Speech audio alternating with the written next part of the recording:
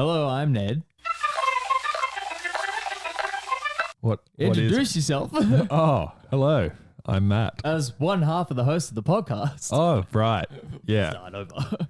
I see. Hello, I'm Ned. And I'm Matt. And we're just dropping in before this week's podcast to let you know that I've done it again. Everyone knows Ned did it. That's Ned.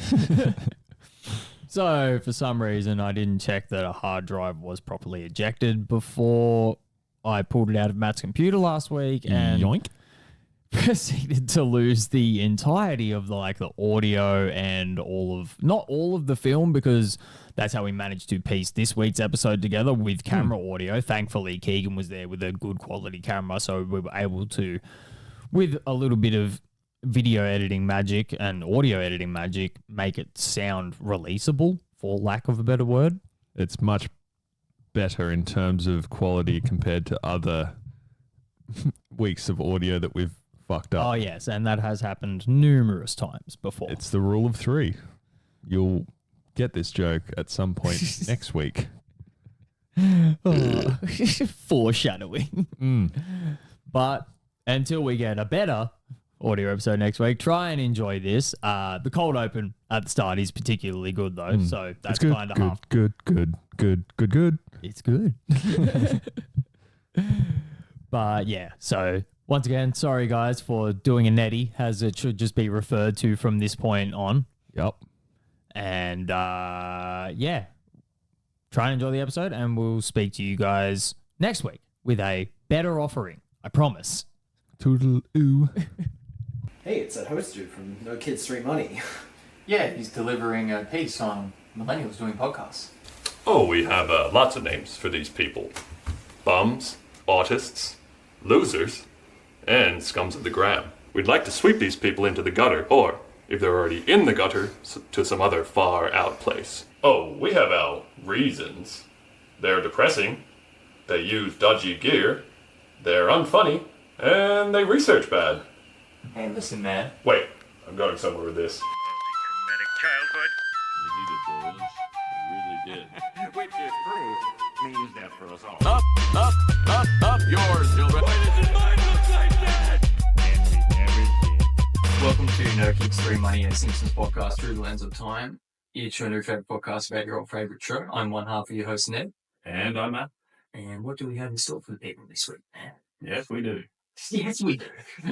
We have seasons 2, episodes. You betcha. Lots of prostitutes in there. Season 10. That's the old podcast. We'll go from the top. Season 2, episode 7. Season 10 and 20, episode 20. Say that again. No. Which one? You didn't catch any of that. Wait, season 2, episode 7, right? Yes. Yes. You should know. You host the show. Oh, yeah. Didn't actually be that. Host No Kids 3 Money. So we're for a better podcast. Alright, so season 2, episode 7. Yes. Yes. Neil's got that again. Well done. You haven't swapped the season and the episode around yet either. No, I'm doing well. Someone will keep the tally out there. Or that's what I was going to bring up before we start, is we're just going to have to let Boardman go. He still hasn't reached out. I'm just going to give up. We're going to have to target a new person. It's a lost cause. I think the next highest listener that wasn't from our country was in Brussels. Brussels, you say? If you're out there, Brussels, reach out. We have Instagram, Hit them I should say, one of us has Instagram. Hit them against each other. Yeah. Whoever reaches out first gets a mystery prize. The Bucks. The Bucks. So yeah, Mr. Brussels at Instabox, reach out, or watch us on YouTube. Yeah. And also reach out. Thank you. All right.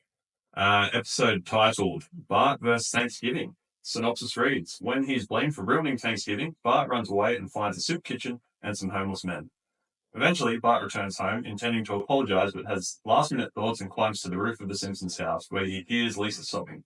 He apologizes to her, and the family happily enjoys a meal of leftovers. Really does not cover much of the episode.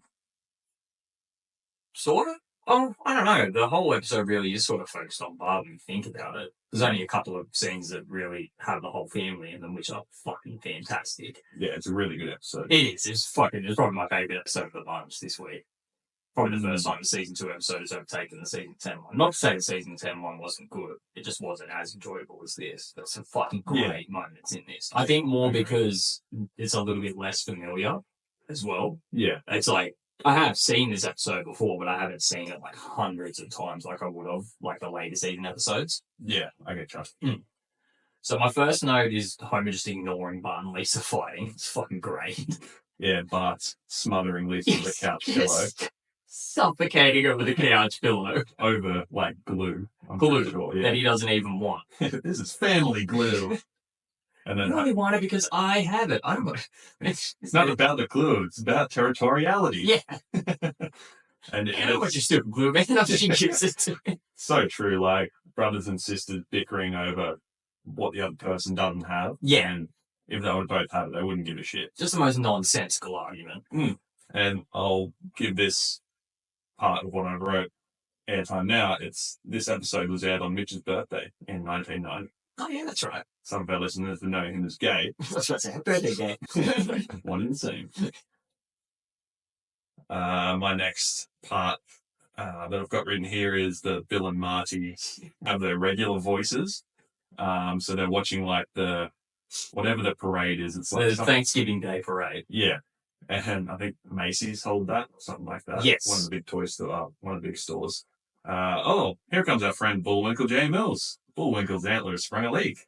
Looks like old Bullwinkle's kind of got a taste of his own medicine. He certainly did, Bill. Wait. Did what I say make sense? Well, no, not really, Bill. Boy, now I know how the pilgrim felt. What are you talking about, Bill? It's a really good, just nonsensical back and forth. Just move on. Yeah. Doesn't get explained at all. And I think, the newscasters and just any like voiceover has a really good sort of sarcastic feel to it in this episode, because there's another part. Yeah, those two, and then, the part later on, which are, like, they're really well written. Yeah. And just sort of, I don't know, like, they're there, but they are sort of not completely separate from the plot, but they're just like these little, almost like a cutaway kind of thing. Yeah. They're just this, like, do it. Fucking like move my toe hairs.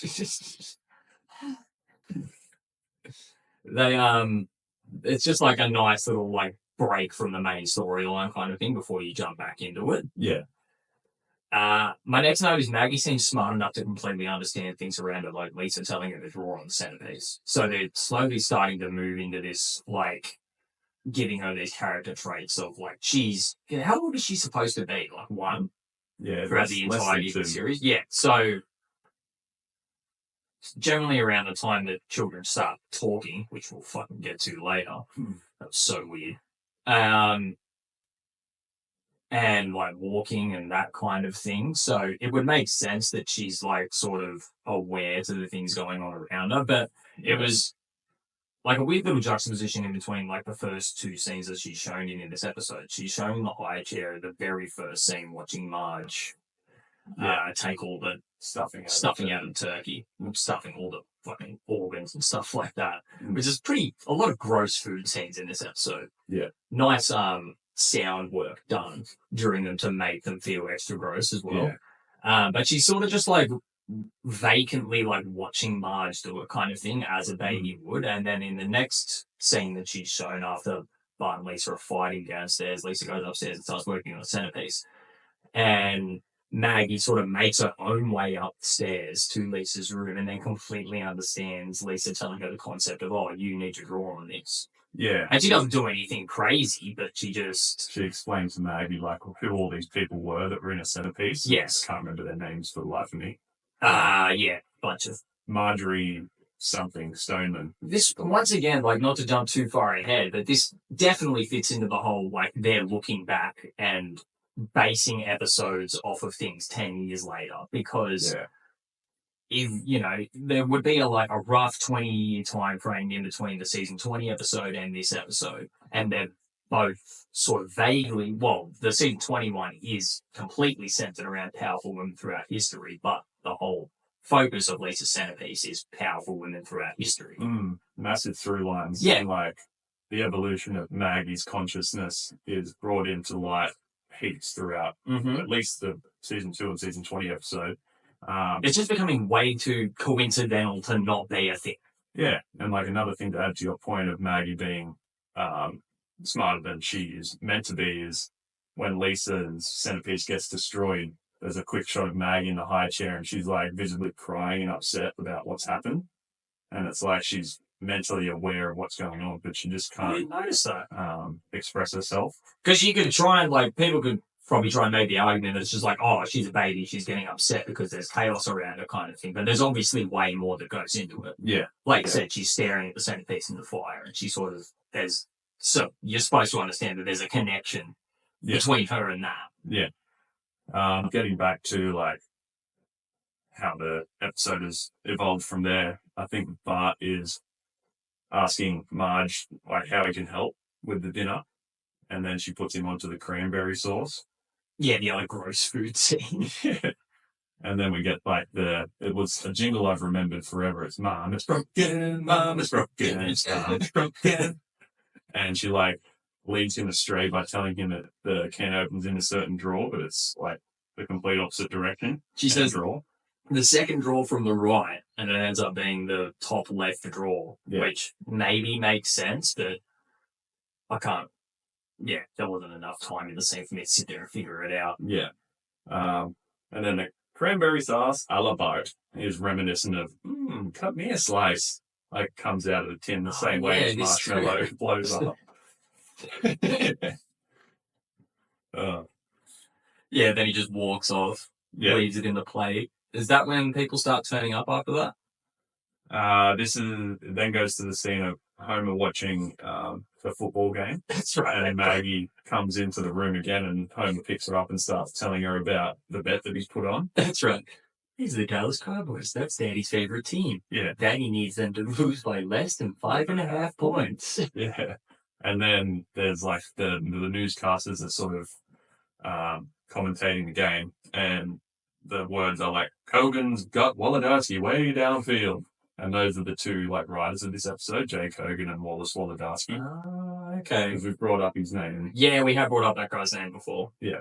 I thought that was pretty cool. They've entwined themselves in the episode unbeknownst to most of the audience. Probably happens all the fucking time. Yeah. It's one of those things that you wouldn't notice unless you're doing research on episodes like we are. Yeah, 100%. The guy's leg just twitching the entire fucking time he's on the screen. It gets leveled out. He gets smashed, and then there's like he's on the field, legs twitchy, cuts back, there's people around, and he's still next.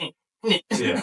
And that was a good quote by, I think it shot to shot somewhere else, and then the guy talking is like, now, before we sit down for our beautiful turkey puree. So that's the next scene. They cut to, like, Patty and Selma turn up, and Homer, like, greets them, and then gets in the car and goes to get Grandpa. Yeah. And that's when that, like, he's listening to the halftime show in the car, then it cuts to that guy who's, like, giving before we sit down for our delicious turkey puree.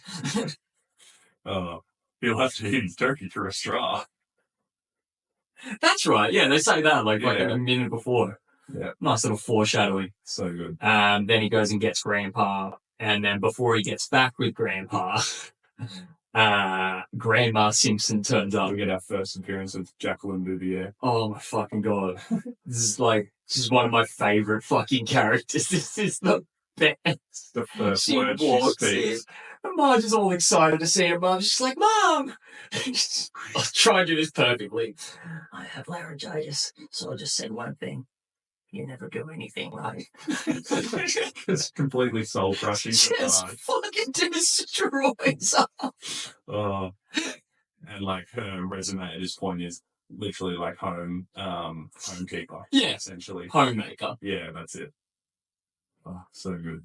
Oh, that's right. And before that, Patty and Selma turn up with food and insinuate that, like, well, your food generally sucks, so people want to have another option. Yeah, they brought like Swedish meatballs and something like that. Yeah, some Thanksgiving fish or some shit like that. And this is the next, like the radio host, hilariously sarcastic in this episode. It's the stadium is much too large for flash photography. to work, but the people don't seem to care. Of course, the stadium is way too big for flash pictures to work, but nobody seems to care. It's fucking great. The best. So obviously then we get the main focus point of the episode, which is Lisa bringing down her centerpiece. Bart tries to shove the turkey on the table. They fight over it. Yeah. Bart throws the centerpiece in the fire. Then there's a little bit of like chaos between him and the parents. Both kids run upstairs. Lisa starts playing saxophone. Then Marge tries to go and comfort her. Yeah. Tells her her food's getting cold. And then I think Lisa says something to the effect of like, everything I love in this family always gets destroyed. And Marge just depressingly straight away goes, yeah, I noticed that too. And just moves on. Yeah. It's going to happen regardless. Oh, yeah. Already establishing that it's just like her character trait to just swallow things and just fucking keep moving. Yeah. She has to be like the island for the family. Right. So then she yells at Bart and says he needs to apologize. He jumps out the window, which I think is maybe the first time we've seen Bart like running away. Or not running away, but like escaping through his like window, his treehouse and stuff like that. Yeah.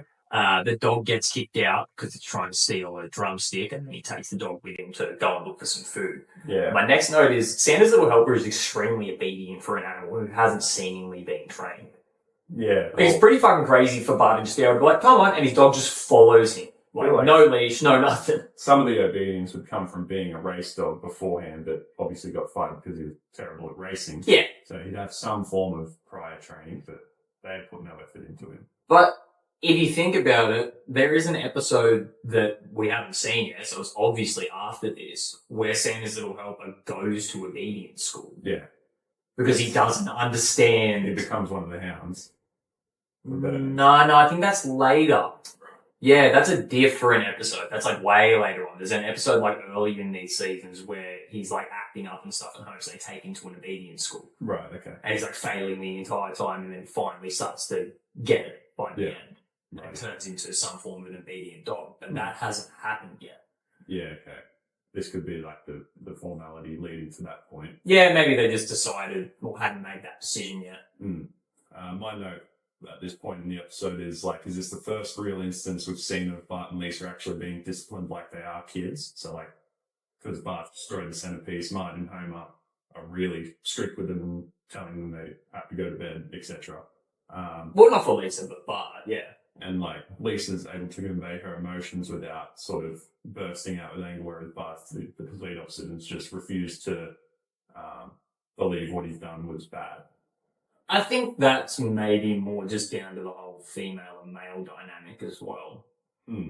Women are a lot more like conscious within their emotions, especially at younger ages, whereas men tend to kind of act out. I don't know why I couldn't say that sentence. Yeah, and we were like rehashing that recently after the podcast, just like saying how we didn't think we were that bad when we were between 18 and 25, but and we all recounted like, hey, actually was an asshole. Oh yeah, Derek, oh, you're a jerk. What's going on? Real life through lines. So there's a couple of scenes of Bart, he goes and gives blood, then gets that like $12 and falls asleep in the gutter, then wakes up to those vagrants over the top of him. And the dog still hasn't run away. Just before that happens, they're like searching for food, and Bart's stomach growls, and then the dog growls back at it. Growls in his stomach. But That's after he's tried to steal a pie off Burns' windowsill. So this was the first instance of the Release the Hounds line. I thought so. And then I've got written here, feeling hungry, Bart decides to steal food from Mr. Burns, who lives on the corner of Croesus and Mammon, both connoting wealth. They're both the adjoining streets that Burns' house is on the corner of. Okay, but I have no idea what those words mean. Neither. Help! You know anything? Oh. And then it's funny that Burns' house is right on the corner of town, seemingly, because Bart then leaves that and crosses the tracks onto the bad side of town. The first building is massage parlor. Yeah. And massage is in air quotes. Literally, the second he steps foot over the railway line, machine gun fire instantly starts. Yes. So good. Really good portrayal of like poor and rich. the wrong side of the tracks. And yeah, crazy that Burns lives that close to the bad side of town as well. Yeah, exactly. Yeah, that's when he passes out from donating plasma. Yeah, and then we get another fucking great grandma's Bouvier line. Yeah. So they're all just sitting there at dinner. I can't remember if anything said before it or whatever, but she just pipes up again and says something about, at the risk of losing her voice, I'll say one more thing. I'm sorry, I came. Yeah. I think this is when Patty and Selma go, oh, Spider, we're going to come down and apologise. Oh, yeah, that's right. Yeah, and then that line happens. But Abe says something to the effect of like, Homer would never act it out. because he never had any like strong will of his own, isn't that right? Everybody's like, yes, Dad. Yeah. Which is like one of the only times we see like Homer and Abe really getting along as a father and son. And getting along is a loose terminology, I would still say, but yeah. Yeah. Or like he's respecting his elder, essentially, Yes. as opposed to just forgetting about him entirely. Because that was hinted at during the course of this episode too. Like that was the turkey puree scene where he called into the old folks' home and then he reads out the list of all the people who wished they were there. He gets a fax at the end of it. Yeah, it was like a big slap in the face to people that are in old folks' homes who never get visited by anyone. Yeah. Whereas just getting a mention of we wish we were here was sufficient enough for them. Yeah, you're right. And then doesn't he tell him, he's like, yeah, let's get out of here, Dad. It's like, why? He's like, this place is depressing. Yeah. I live here. And then, yeah, the drifters both wake up Bart when he's in the gutter, and that's when they take him into like I can't remember what they call it. It's like a refuge center. Yeah, of some sort. it's just like a homeless shelter or something like Yeah, that. shelter. They're handing out Thanksgiving food, but I can't remember if it's like the same one that Flanders goes and volunteers at. And Mo. Mo. Mo's always closed on these things. No longer little girls. They were little women. This is where we get like the insanely good Kent Brockman quote. And here it is. Oh, we have lots of names for these people. Bums, deadbeats, losers, scums of the earth. We'd like to sweep these people into the gutter, or, if they're already in the gutter, to some other out-of-the-way place. Oh, we have our reasons. They're depressing. They wear raggedy clothes. They're crazy. And they smell bad.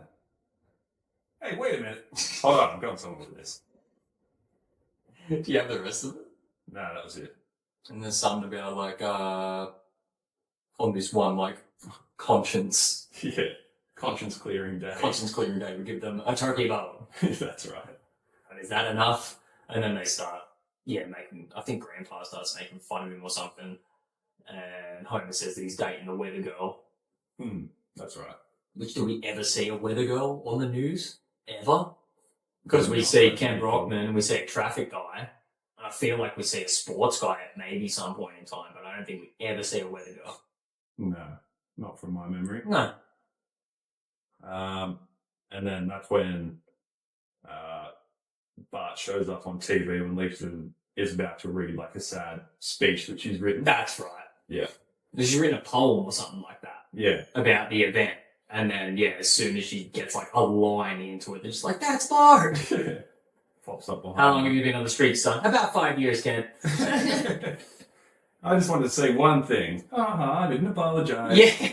Just feels no remorse for his actions at this point. And then they all start freaking out and completely disregard whatever Lisa has to say. Homer picks up the phone. Operator, give me the number for 911. Yeah. And this is when Eddie and Lou appear in the episode and their voices are just whack. Well, they're swapped.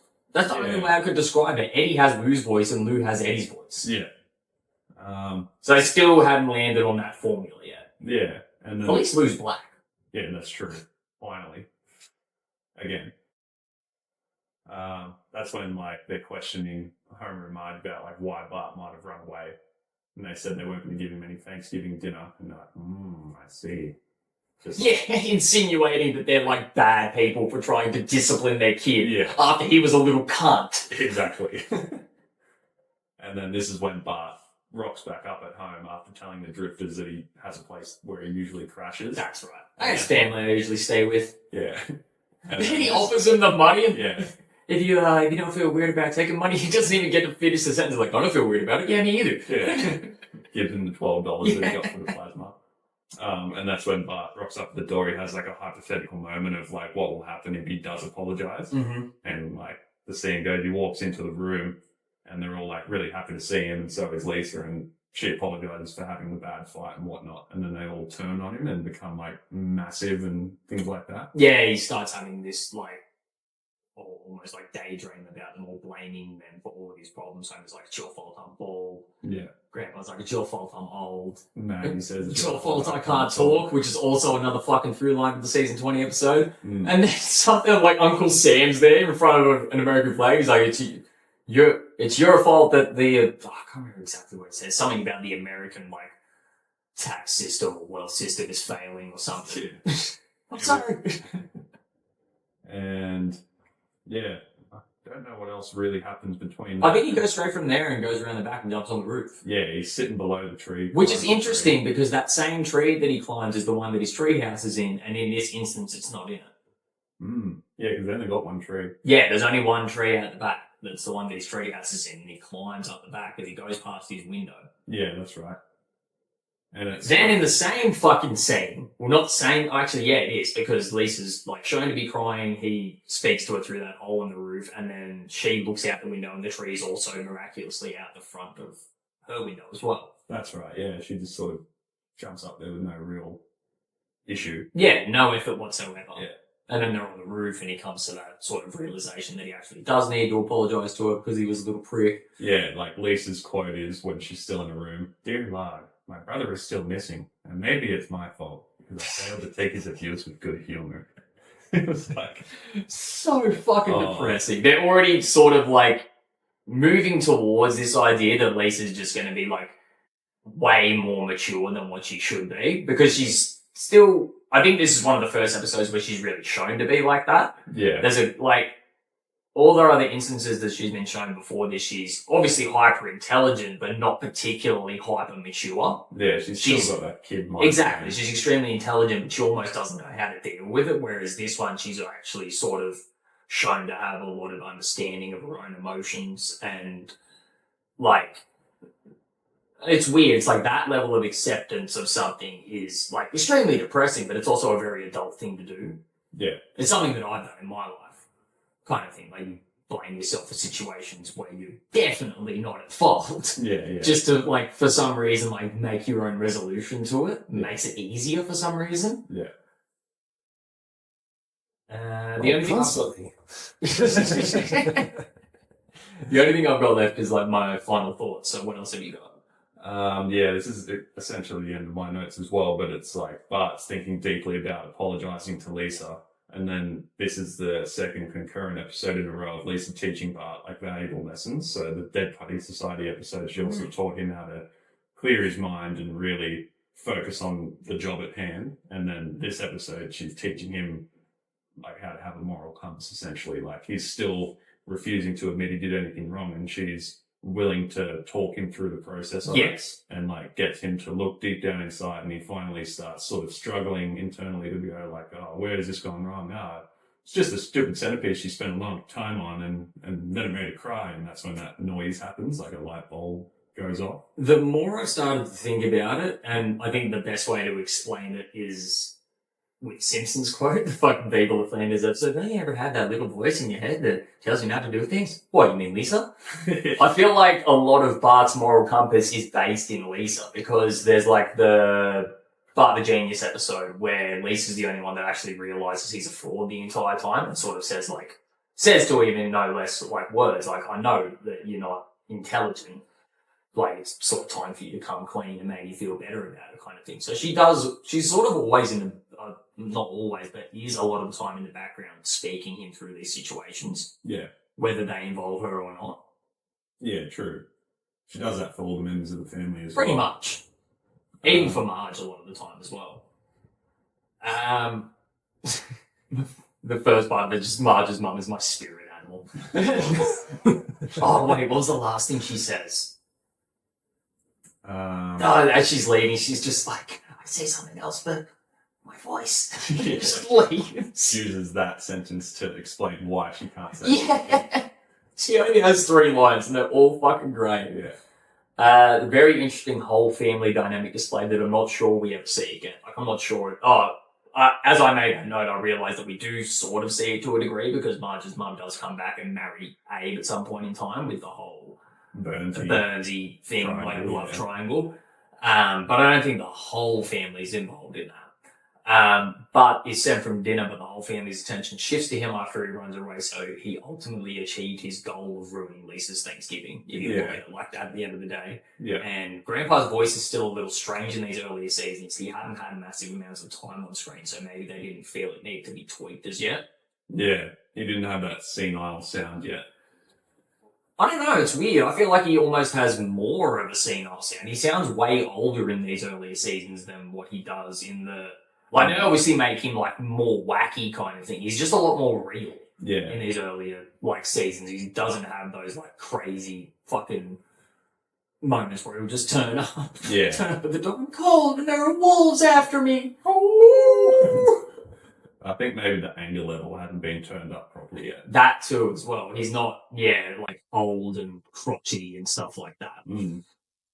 I sort of guess at this point as well, there's no real relationship established with Grandpa and any other character.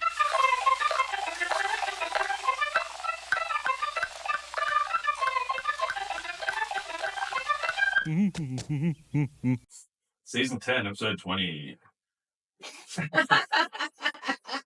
That's a wrap. I'll never let us play that one again. It's like the fucking white Australian version of the smoke alarm.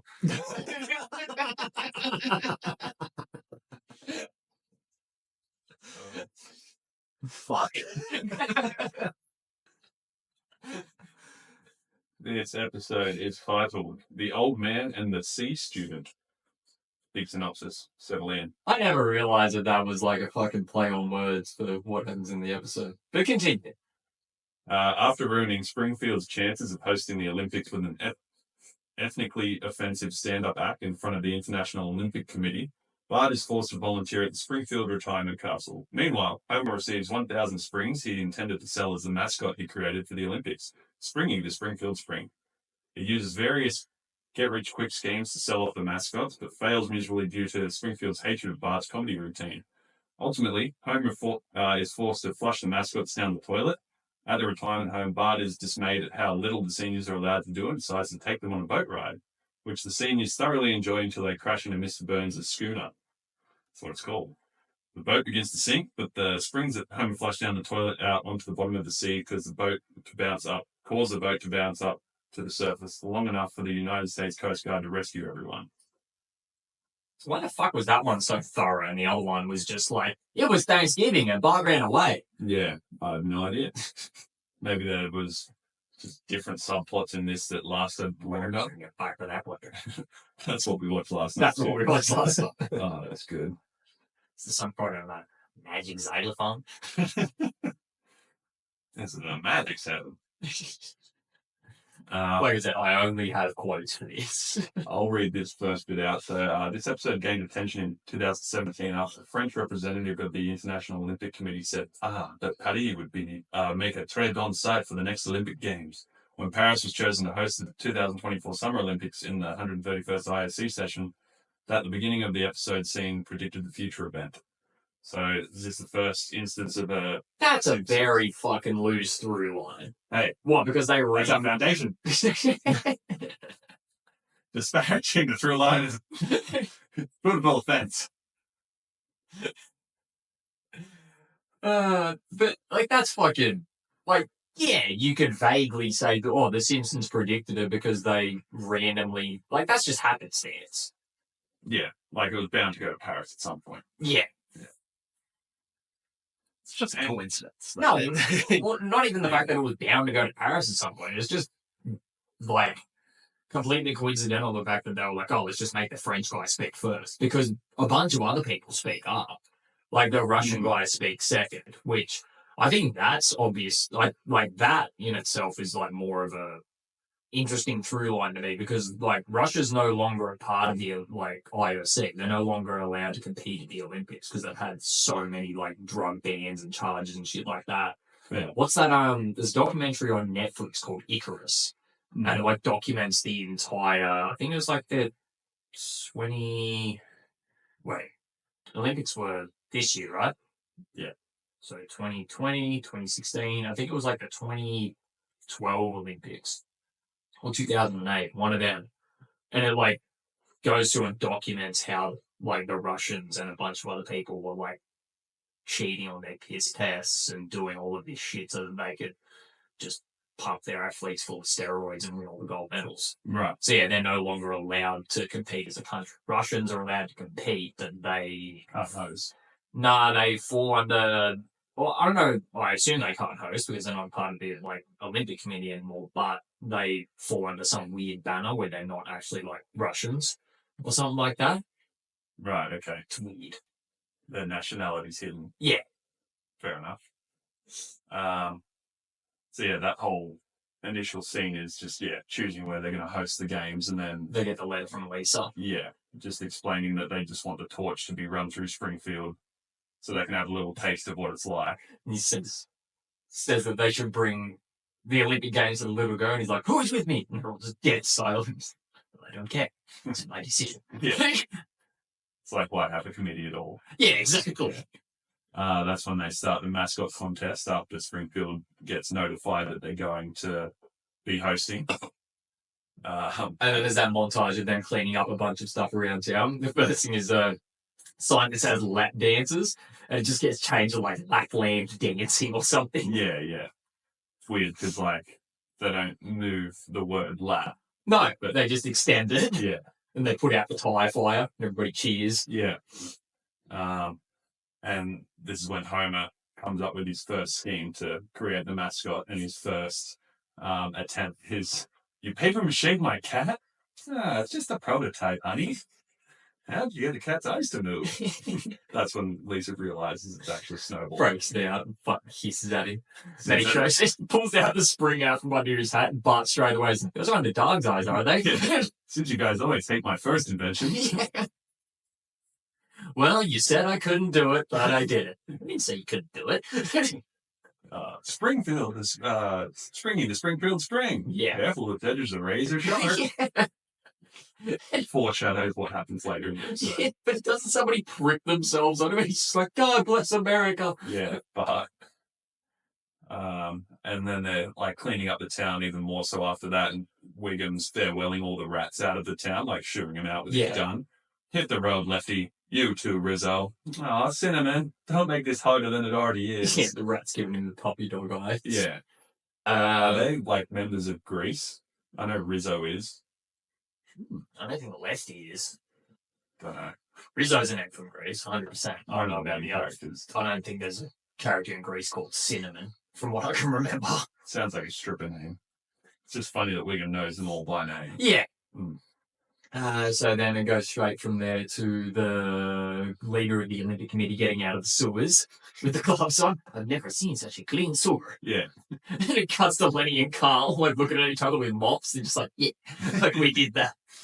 And then, Quimby's talking to him and says that they're essentially like above the law and they can have whatever they want: cash, drugs, guns, money and women. And then a hot chick in a bikini walks up with a fucking Tommy gun and a bag full of cash. Yeah. They're all looking interested at that point. And then it's time to reveal the winner of the mascot contest. Yeah. And then Patty and Selma have one. It's Siggy. "It's all right. We still love you, Siggy." They break it off. That still really gives it a pop. Yeah. It's not bad. Then my next note is just children, future. Children, future. Children are the future. It's so dumb. Like Skinner's monologue just before they start singing as well is just Literally, back and forth between children and future. Yeah. Oh, so good. signify the children are the future. The children have written a song entitled "Children Are the Future." Children? And then as the kids are all singing, it pans out to Homer just looking bored as fuck standing there. And he says, "I've never wanted a beer worse in my life." Mud pulls one out of her purse. "Oh, beer! I love you. Who are you saying that to? Me, the beer. You, my long-necked. Oh. He says something about the color of the beard and it being bubbly. Yeah. Bubbly, long neck, oak aged, something or other. Yeah, something like that. And yeah, this is like an episode of a through line of Bart. No. I'm not saying one. It's one word. But we should get through it first. Yeah. So Bart does that horrible stand-up routine where he's just essentially like being an insult comic. Yeah. Says a bunch of shit. What does he say to like the Russian guy? He says, "Hey, Russia, drunk yet? Duh." He asked him something else first. I can't remember. Then he calls the Swiss lady fat. Yeah. Walks back up on stage and says, something about they get a gold medal for the worst audience. Yeah. And they all jump in their limos and drive off, and the Russian guy flicks a cigarette over the tire fire and immediately bursts back into flames. Yeah. This is when Superintendent Chalmers comes into the frame and like, Skinner? Why? His routine sounded funnier when we were practicing. He killed in rehearsals. Yeah, that's it. And then he starts talking about where he's like from and where he went to college and shit like that. Where is he from? I can't remember. He's from he went to Ball State, and then he was from Intercourse, Pennsylvania. That's right. I grew up in Intercourse, Pennsylvania, and went to Ball State University. They're all holding in their laughter. Yeah. And then what does it do? It pans through all the kids laughing at something that Bart has said. Yeah, he says something. I can't remember exactly what he does, but then, Chalmers freaks out and assigns, Chalmers freaks out, then Skinner assigns them all community service, and then it sort of pans through them and they're all fucking, aww. Ralph just picks up at the end. It's just like, intercourse?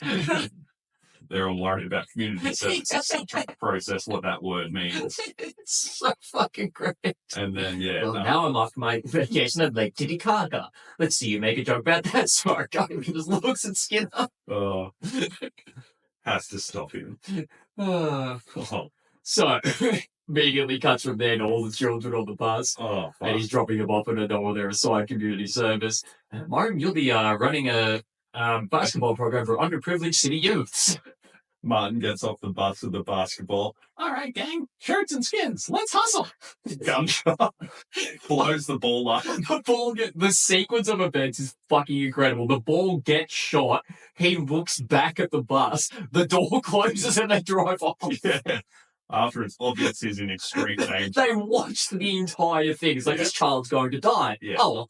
Yeah. And then drop Milhouse off next. Immediately pricks himself on a needle. Ow, I pricked myself. Oh, that's all right. Just keep working. You'll prick yourself with the antidote sooner or later. Drop yourself again. He's at a beach where a lot of medical waste is washed up or something like that. Yeah, just tons of medical waste. Yeah.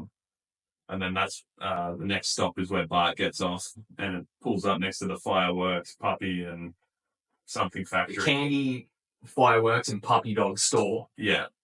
No, next to that, it's the retirement home. And Abe walks up to Jasper or Abe, the old Jewish man. I can't remember which one he does, and just like, settle this bet. People are aboard. Boo. Yeah. And Bart walks into the retirement home in the next scene, and they're all like walking around like zombies, just like groaning and grunting. Yeah. And Bart says, "Just breathe through your mouth and don't ask how they're feeling." And they all corner him, and one of them literally says, "Let's stretch his face." And they're like grabbing his face and pulling it. And the old lady that sort of traps in there, "Can you snap my thing onto my girder?" Something like a pantyhose on girders. Yeah. And then the nurse comes in and says it's recreation time, thinks he's got down. Just, where do you think you're going? Goes back to the girders. And he walks past the room and sees Lisa doing the bingo. That's right, that's what she's doing. Oh, at least they got you too? Got me. I've been volunteering here for a year. You signed my battleship. Yeah, that first joke that comes up. All right, that leads me into... Oh.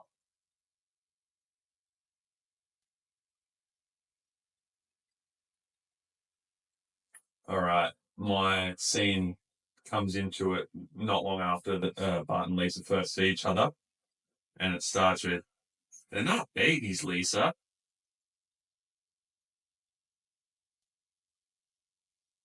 Give them something fun like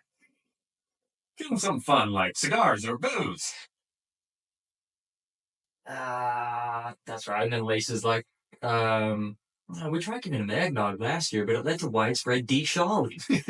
Jewish guy's like, well, but it, fuck, what does he say? Something about it to be... Because their shells were so short. Yeah, and then rips it off. Yeah.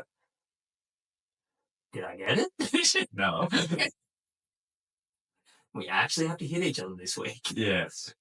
We haven't been doing that. It's been a while. Yeah. There's a build-up. Surely. Ooh, it's going to hurt. 3 or 4 weeks worth. Yeah. That's going to suck. Mm. Kind of realized as soon as you press that button that I don't actually have one. Oh, no. I have like 3 potentially written down, but you're going to get all 3 of them. Good. I'm fucking annoyed about that. I think that was my last chance of getting you with one. I actually haven't got one. Because they're all just fucking... I didn't even think about it this week. Actually, no, one of them... Do you have anything from season 20? Because that'll be a hard one. I only have 2 quotes. Nah, fuck it. I got nothing this week. What? I didn't even think about it. Fair. Well, just say one of them that I'll get anyway. Just for the... What did he say? Put on our tuxedos? I want some taquitos. I looked at the last 3 I had and I'm like, those are like the 3 most memorable quotes from the episode. And the only one that I thought I could have gotten you with, you wrote down because you said it earlier. I was like, fuck. Which one was The that? Ipecac one. Oh, fuck, that one's so good. I think that's like the next scene. We get the, between that. yeah, that's right. The nurse comes in and tells them it's nap time. They all immediately fall asleep. Yeah. They start dust bustering them. While they're asleep, we get All the dirt and crumbs off them. Lays their hands in my make sure you get in all the crevices and then playing with Grandpa's head. Grandpa, Homer. Grandpa, Homer. Don't play with the faces. That nurse in particular, that works in the old folks' home, is based on Nurse Ratched from the film One Flew Over the Cuckoo's Nest. Okay. That makes sense. Yeah. I haven't seen that movie, but I know, like, I've seen that character referenced enough that I know what it is. Our residents are trying to nap. He's cocking the shotgun with one hand. Fucking amazing. It's so good.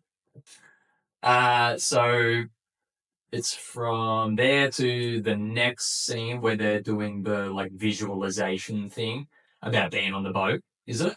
There's a scene in between of like Homer just trying to do a bunch of shit selling the springs. Yeah, that's when they're eating dinner, and He's got the just saying something about she doesn't like life being surprising, because Lisa's saying that the old people don't like surprises, and then the doorbell rings and Homer gets up, so it's like he's the polar opposite. He loves just randomly having things happen, and then it's the sarcastic man is the delivery guy, and he drops off all the springs. Oh, So, that's like, right. Yeah. Homer pries open the box with a photo of Grandpa that's on the wall, so he takes it off, pries the box open, and then throws the photo.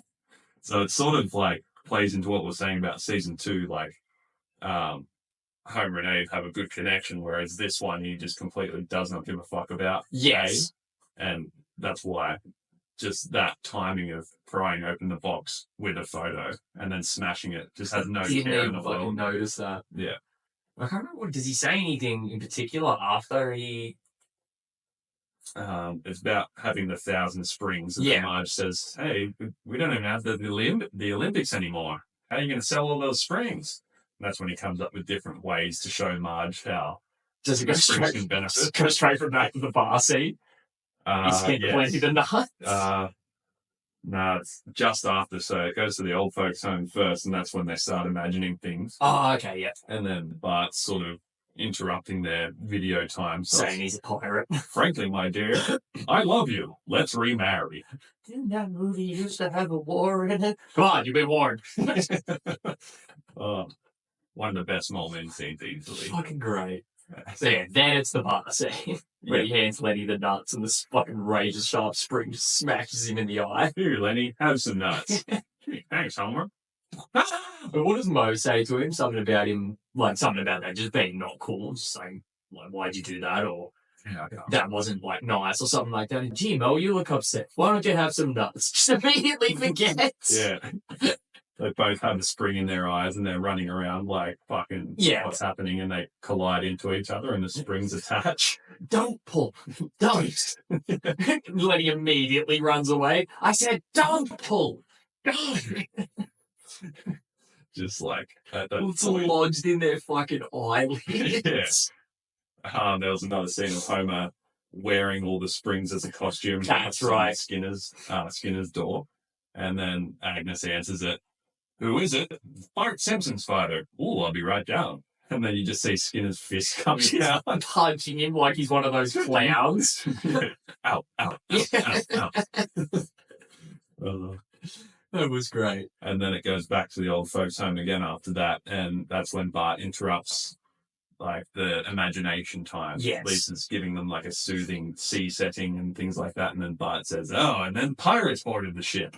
Pirates? Ahoy, mateys, I'm Lombard Silver, and I'm here to rip you a new ID hole. Excuse me, but when those pirates boarded, I swallowed my redding wing for safekeeping. You said it again! Redding wing. I swallowed my wedding ring for safekeeping. Get me some Epicac. I'd like to expunge it. Yeah. So Lisa leaves, and then Bart steals the elderly, as Lisa likes to put it. Yeah.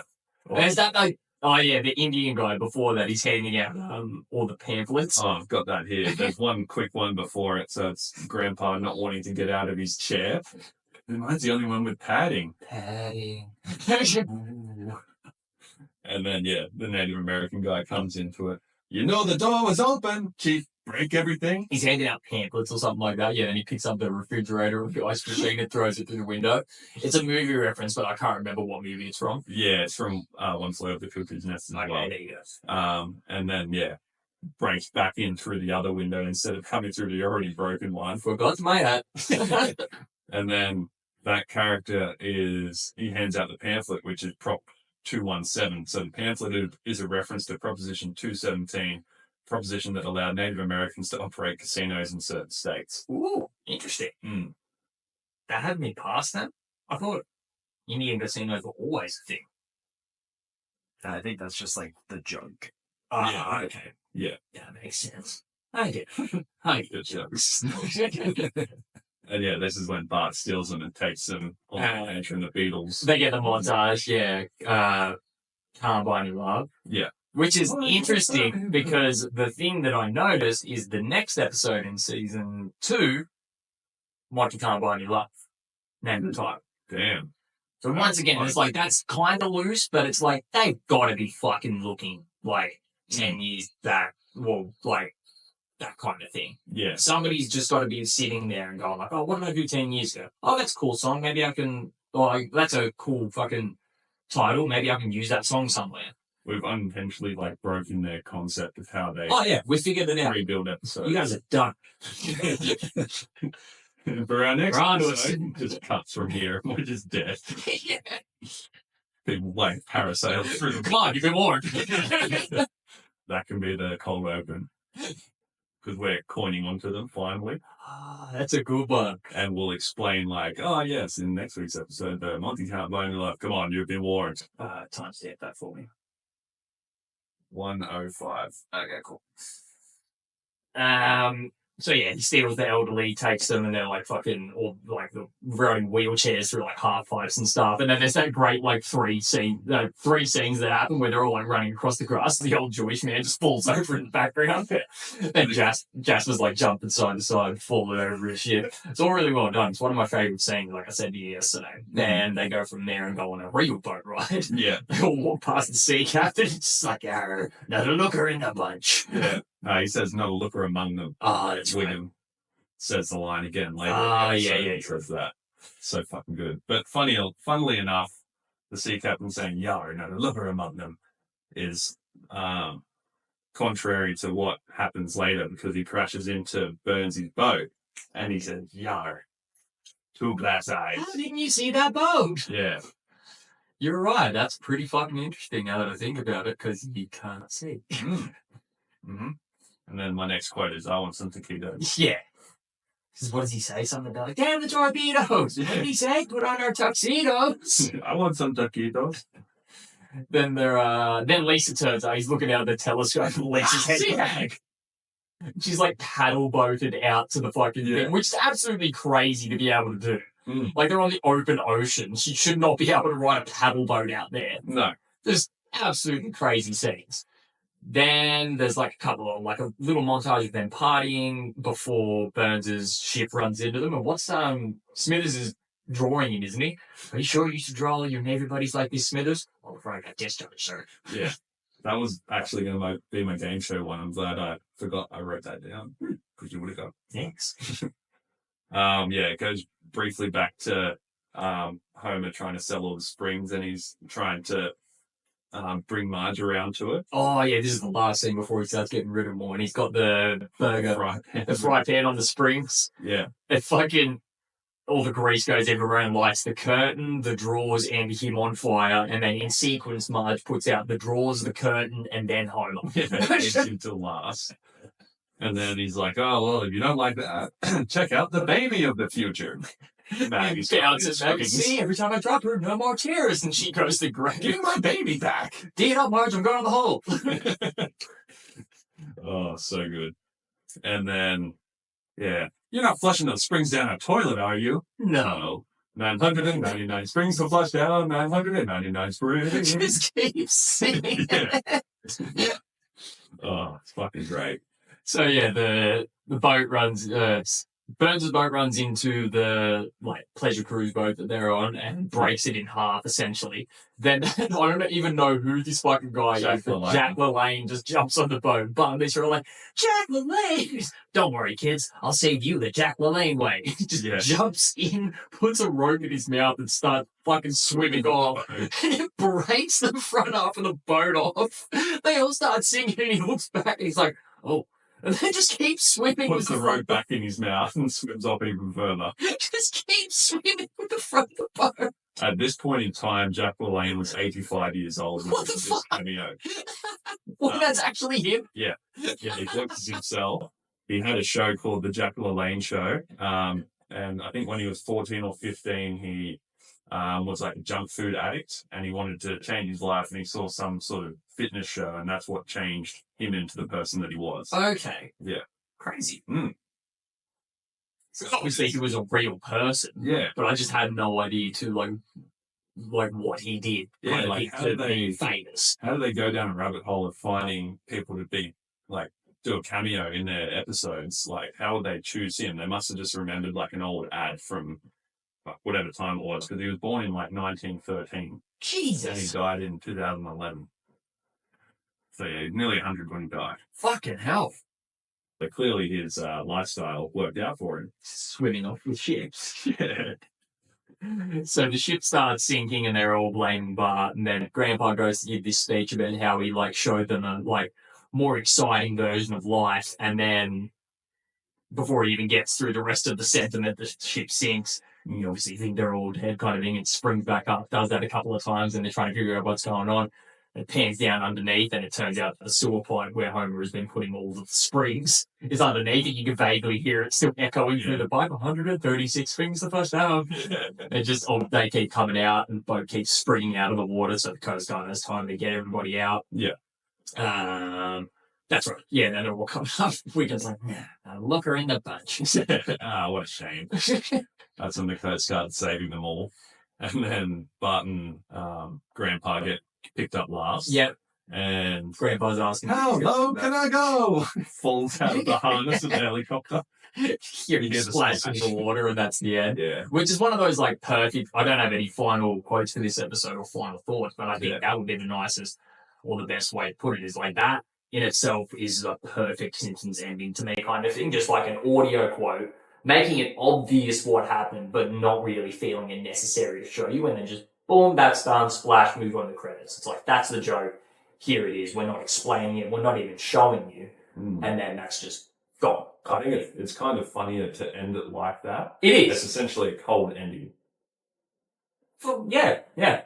Because like, it's self-explanatory. you're thinking you're gonna hear a splash, and then you hear the splash. So It's vaguely related to the story, but can be completely removed to some other degree. yeah, Yeah. I like it. it's the kind I like. No kids, 3 money. Will return right now. And here we go for the first time for season 20, episode 20. Titled 4 Great Women and a Manicure. Synopsis reads, while at a nail salon, Marge and Lisa argue over whether or not a woman can be smart, beautiful, and powerful all at once. Which leads to yet another Simpsons anthology show, featuring 4 stories of women trying to survive in a man's world. Aunt Selma defending England as Queen Elizabeth I.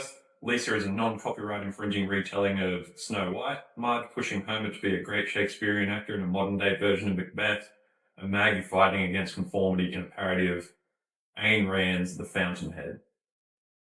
Is it Ayn Rand? Probably. Ayn Rand. Ah, much worse.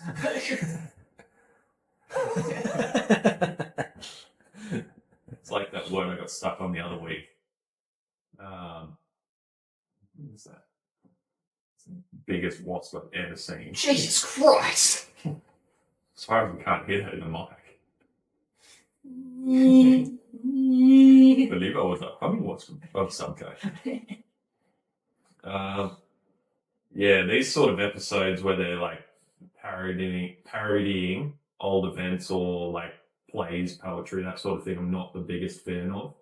No, they're kind of hard to get into because it's just especially with this one being like 4 separate stories, not even 3, which I'll just bring up to quote now because Marge says it like, it's just like, all right, that's it, 3 stories, that's what we always tell. Yeah. Which is like a great 4th wall joke. Usually there's not, like there's heaps of them in their season 20 episodes and they're usually not that good, but I found that one to be pretty funny. Yeah, I think at that point in the night last night when we were watching, we were sort of zoned out for whatever reason. Yes. And the dry humour like brought us both back to life slightly. Yeah, Like, that finish it off sort together. of alerted us, which, yeah, then the next part of the episode was very strange, but we'll get to that. Right at the end. Yeah. The first note I have is just finger licking good nail salon. Did you see that? No. I had a picture of the Colonel at the front of the nail salon. That was the first scene just before they That's came pretty in. good. And then, yeah, then we get the retelling of the Queen Elizabeth. Queen Elizabeth story where she's Choosing entertaining a bunch of potential suitors. Yeah. Is that when that little baseball clip happened in that sequence? Yeah. That was when I think Marge was explaining to Lisa something about like empowering women and then goes on to tell a story about men's baseball of some kind. Yes. I didn't actually look it up, but the animation in that specific sequence looked way too real to be like Simpsons animation. I wonder if they used some form of like computer imaging to just like Simpsonize a real video. Because it just looked like the mechanics of the dude hitting the ball and throwing it and everything just looked like real human, as opposed to what they usually look like in The Simpsons. Yeah, it's sort of what a lot of people have gone on to do with like Simpsonizing anyone. So like you can get yourself Simpsonized, for instance. Or just AI video in general these days kind of thing. You can like make yourself a cartoon or Yeah. a lot of other things like that. Well, there's like a particular technique that you just described in animation. It's called rotoscoping. That's literally where you get like actual film footage and draw over the top of it. Ooh, okay. That's how the original Lord of the Rings Yeah, like movies were like the Ralph Bakshi movies. Yeah. The Scanner Darkly as well. It's like another sort of like culty movie. Has like Robert Downey Jr. in it. The entire film is like rotoscoped. Right, okay. Yeah. That's cool. Because I've heard of that before. Yeah. So I wonder if that's what they did. I'm assuming it's what they did. Yeah. Yeah. We're learning. The first note that I've taken down is I think when Homer comes in as one of the propositions for Queen Elizabeth, and he offers her a helpful and slimming her tobacco. And then this scene was set in 1588, so is this the first instance of Selma starting smoking? And then she says a line after it like, oh, This would be great after sex if I ever had it. yeah, yeah. Just like plays into her character real well. Yeah, I feel you there. So I think, she sees a couple of the suitors, and one of them's the Spanish guy. He goes back to his war room and essentially plans an invasion. Yeah. Then it's is it Selma and Willie on the beach standing under that banner? Or she goes to get on the horse initially. She's like, "Come on, Tea Biscuit." And the horse just like sprints off and jumps into the ocean and starts swimming. Then like looks back at her and then starts swimming like twice as hard. Like realizes why he's swimming away. Yeah. Yeah. That was good. That was really good. My next one must be after the Queen Elizabeth part. So do you have anything more on that? No, I do not. Good. So this is when it shoots back to Marge and Lisa in the nail salon, and then Lisa says to Marge something along the lines of, "I'll tell you a story about Snow White and the Seven," and then the blue-haired lawyer interrupts and says, like, through whatever law from Fox or Disney that you're not allowed to say the whole title. Due to the Disney copyright laws, you're not allowed to use the entire title of Snow White, which my note for that was the irony of the lawyer saying Snow White was copyrighted by Disney when they now own the copyright to The Simpsons. Because they wouldn't have at that point in time. No. And also, ironically, how Disney would have obtained that copyright to begin with, because those old fairy tales were all Creative Commons. They just took those for free. Yeah, okay. Yeah. Really? All those old Disney movies, they're all really old. They're all fairy tales and books and stuff. Yeah, and they're all Creative Commons, so they're all free to use however you want. Yes. Yet somehow someone bought the rights to them. I think they just own the copyright for Snow White and the Seven Dwarves, just that phrasing of it. Because you can only own a copyright for a certain period of time as well. After I think it's 100 years or something. Everything becomes public domain, because it happened recently. But Disney changed it.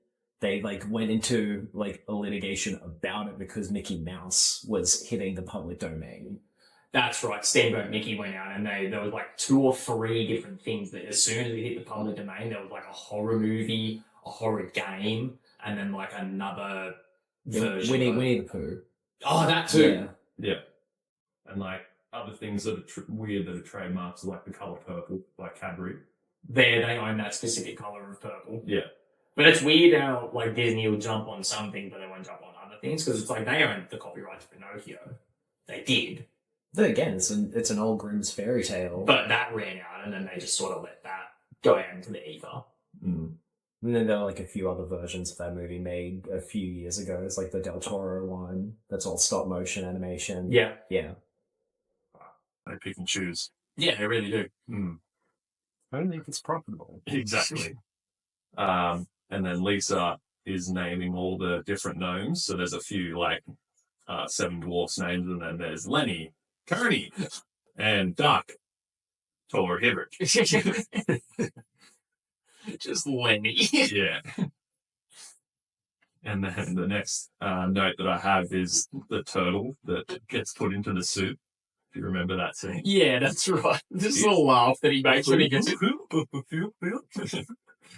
and then just realizes he's sitting in hot water. He starts screaming, and none of the other animals react. Nah, he just sinks into it and dies. And then they're, for whatever reason, gathering more animals, and Willie is told to go and get something and kill it with an axe or something. The whole concept of the Snow White story is that the evil queen hires the woodsman to kill Snow White. He doesn't, and then she poisons her. Yes, correct. By disguising herself as the old lady. Yeah. So he is told to go and bring a Snow White's heart in the box, and then she's like, "What do I do with the body?" He's like, "Put it in this box." Yeah. And then says something about you get paid when you get back, and then pans to a box that's shaped exactly like Willie. Yeah, that's it.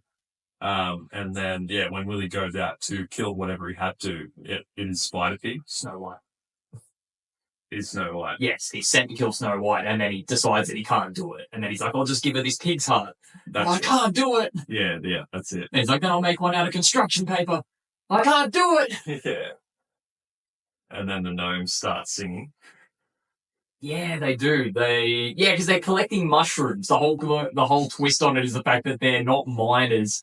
they're like farmers and they're collecting mushrooms so they can all go back and get high. Ho hi, it's time to now get high. We'll take some shrooms, go in our rooms.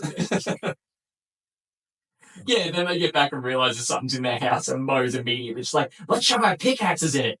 It's like, what does he say he is? It's like, you're a marketer. Why do you even have a pickaxe? If you were in marketing, you'd know. So yeah, again, like, in comparison to the rest of season 20, this week's episode and last week's have definitely been a better of a bunch. A better team. This one was definitely not as good as last week, but last week's was fucking amazing for season 20. Yeah. But this one was still pretty good, and pretty good for one of those anthology episodes as well, because they're usually quite hard to receive and especially analyze. Yeah, true. And maybe like we haven't given the episode as much credit as it's due because, as I said before, I don't really enjoy these types of episodes, but they've still put in enough jokes for me to like be somewhat happy with it. It's just too hard to attach yourself to the actual storylines, but they've still got very good moments. Like after the witch comes and poisons Snow White and she jumps out the window and gets killed by all the like herbivores. And then the next scene is, I can't remember exactly. Oh no, Snow White's sort of like in the glass case in the woods. Yeah. And then the deer walks past with the decapitated witch's head on its antler. Yeah. Real solid. Just this nice little visual joke, and they just move on from it, which, like I've said before, classic Simpsons. Yeah. But that story ends there because Lisa's doing some progressive version of it where Snow White isn't saved by a man kind of thing. So that's the end of the story in her retelling of it. Yeah. And then we get the modern day Macbeth, where Marge is just convincing Homer to kill all of his co-stars. Yeah, to get a better role. Because he's a treat at first. Beats no, this is that weird director guy comes in and he goes, I've got a quote. as we all know, Mel's bone fell out of his hair last night and beat him to death. Let us all observe a moment of silence, moment over. Oh, it just gives no fucks about it. Does not fucking care.